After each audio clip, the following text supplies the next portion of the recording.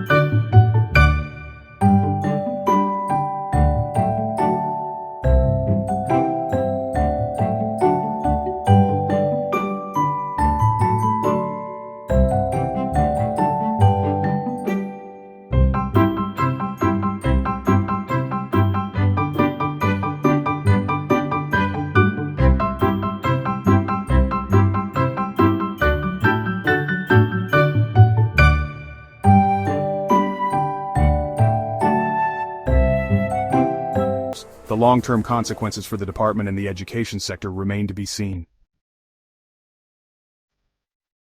The White House and the Department of Education argued that these cuts are necessary. They cite the need for efficiency and accountability. They say the cuts will allow resources to be directed to students, parents, and teachers. Critics see these layoffs as a direct attack on the department itself. They point to President Trump's proposal to eliminate the department entirely. Education Secretary Linda McMahon confirmed that these cuts are just the first step. The ultimate goal, she stated, is the complete shutdown of the Department of Education. This has been met with strong opposition from educators, unions, and Democratic lawmakers. They argue that the department plays a vital role in ensuring equity and quality in education. Unions representing Department of Education workers and teachers have voiced their outrage. They criticize the lack of respect shown to dedicated public servants. They also worry about the impact these cuts will have on vulnerable students who rely on the department's programs and services. The National Education Association called the layoffs a disgrace. Experts in the field are also concerned. They question the practicality of such a drastic reduction in workforce. Neil McCluskey, director of the Center for Educational Freedom at the Cato Institute, expressed his doubts. He said, "It's hard to see how they can maintain their current level of activity with such a reduced staff." He fears the cuts will ultimately harm the very people the department is supposed to serve.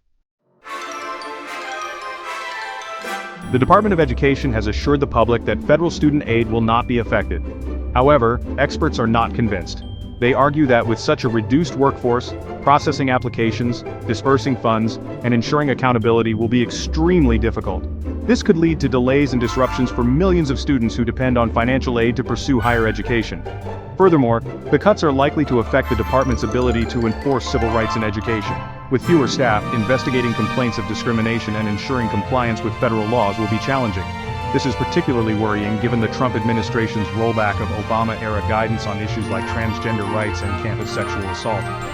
The closure of regional offices is also causing concern. These offices play a vital role in providing support and guidance to schools and districts in their respective regions. Without a local presence, the department's ability to respond effectively to the specific needs of different communities will be severely hampered. Moreover, the layoffs are creating a climate of fear and uncertainty within the department. Remaining employees are worried about their own job security and the future of their work.